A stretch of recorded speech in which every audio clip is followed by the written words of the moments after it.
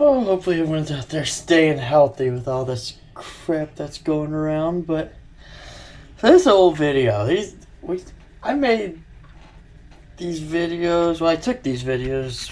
Good guy, 4 years ago now, I think it's been. It's a huge old hickory that they're tearing down that house, and they're gonna build a new house in its place. And this tree was in the way. They were gonna do a pool, I guess, and it just needed to go according to them. So we got the bid, and we started working on this tree. And goodness gracious, was it a monster! A big old hickory. It took us for I think it took us 2 days to cut the thing down. And then, probably another day and a half, maybe longer, to get it all cleaned up. Because we had to take the root ball out too, and it was like just gigantic. Like the root ball, we took it to the dump. The root ball weighed 14,000 pounds on this tree. It was like incredible. And if you saw earlier, that was how we hauled this monster out of there. That little black 7x14 foot trailer. That was all I had to haul stuff in. We didn't have a dingo or nothing at the time. All we had was the truck we're in here, which is my dad's truck that he bought probably when I was like 13. And the controls don't work in the bucket, so you have to have a guy download there running the truck for you. It's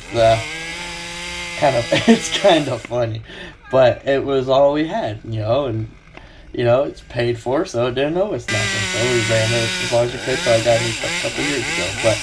But yeah, so this is, you see there, the safe block, like, twisted. This is, like, the first time we ever used the safe block. Like, I just, like, sewed it all together, I think, like, the night before it came in. I was so excited, but, I found out, like, yeah, partway through the day, it was, like, about flipping out of the sling, so then we had to go back, and I had to re-sew it a little bit tighter. I guess it stretched from us hitting it with the wood, and, yeah, it happens, but yeah, anyway, so it's just with the quarantine, the phone hasn't rang in like a week and a half, so I'm going through the old videos and came across this, and I just never made it into a video. I don't know why. I filmed it all and just like didn't care to put it together. I don't know if I just didn't like the footage or what really is the reason why I didn't do it, but so anyway, so like I said, a big old monster hickory.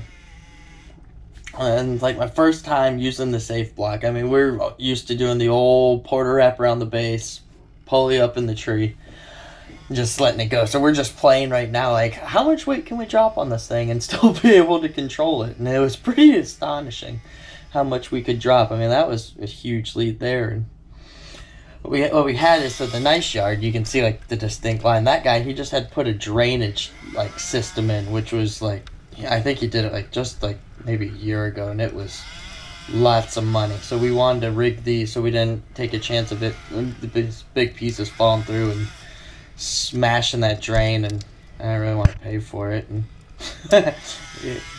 here we go. I don't double tie in to run a chainsaw, but I'm going to double tie in to clip a rope to a branch. I kind of find it funny going back and watching these a little bit. It's amazing how, like, what happens in 4 years, just how much your climbing progresses, or just, like, how you do different things. It's just almost fun to go back and watch these. And my attire there, I taken a little bit of inspiration, it looks like there, from Rion Rounds with the no sleeves. Only difference is he actually has muscles. I was just hot. It was like, I don't remember what it was. It was warm that day, though. It was unseasonably warm.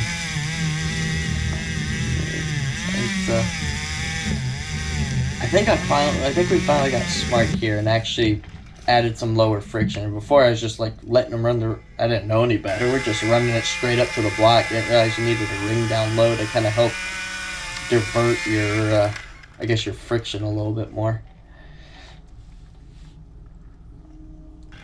But, here goes the other piece. This is a fun job. Like, I don't know about you guys. If you ever have those jobs that just stick in your memory, and every time you think about it, you're like, yeah, no matter how much of like if it was a little bit of a pain, just fun job that you just always are gonna remember. And I think it's because this was probably one of the biggest trees we ever, at least at the time, I know, had taken out. Like, I don't think I've taken out anything bigger than this at the time. Like the base of that tree, like, it's one of those trees that's so big, it's like deceivingly, like, looks small. But it, like, at the base of it, the thing was like 76 inches across, and it took a good bit getting through that. But I don't know, it's probably every bit of 70, 80 foot, which, I mean, for our trees, it's actually pretty big. Got a beautiful view of the river there. So that was always nice. You know, I had something to look at or tempt you to go fishing.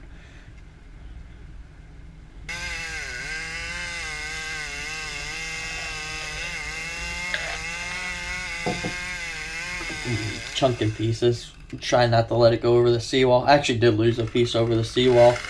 And it was a pain in the butt getting back. It took us like an hour and a half trying to get it back up and over.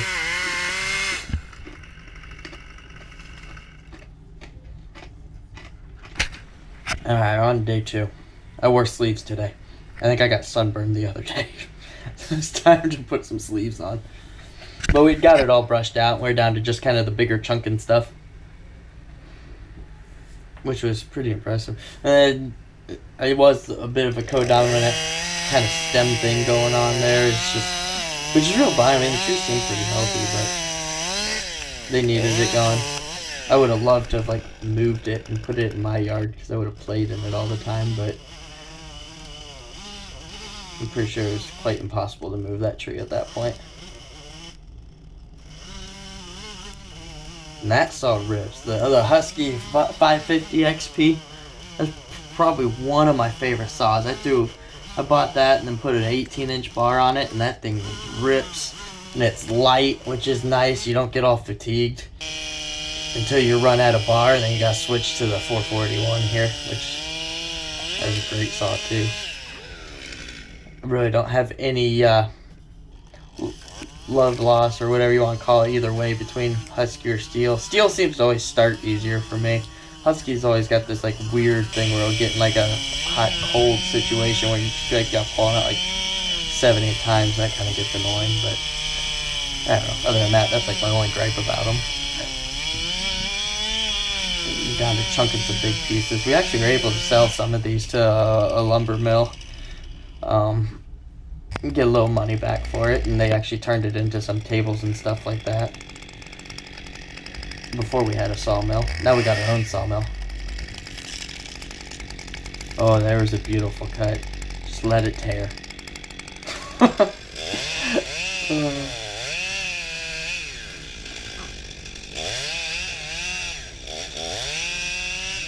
Big old chunk there. As I say, that's a 3-foot bar on that 660 there, and I was barely making it through.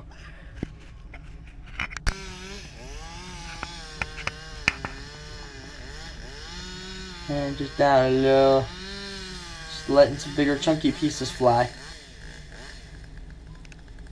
Yeah, I can't remember how I want to say, like, goodness gracious, I think we took like 80,000 pounds of tree to the dump on this job. It was, it was huge.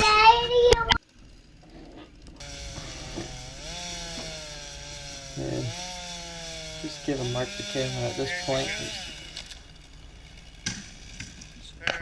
Making big pieces fall.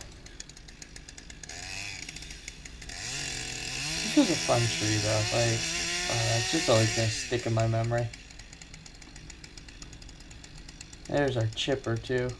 I don't chip anymore with the grapple truck. That was a 12-inch cone head. It's a great little machine. I still have it. I hardly ever use it, but it just got to where I don't know. I'm sure anyone that chips knows it's hard on your back, especially if you don't have like an 18-inch chipper or something that you can feed with the machine. So it just got to where we just diced it up a little smaller, and we just load it with the grapple truck now. It's figuring out the more hydraulics you have to do the work, and you don't have to do this stuff like pushing these big old pieces over. It's like your body really thanks you. But it is a great feeling when you finish.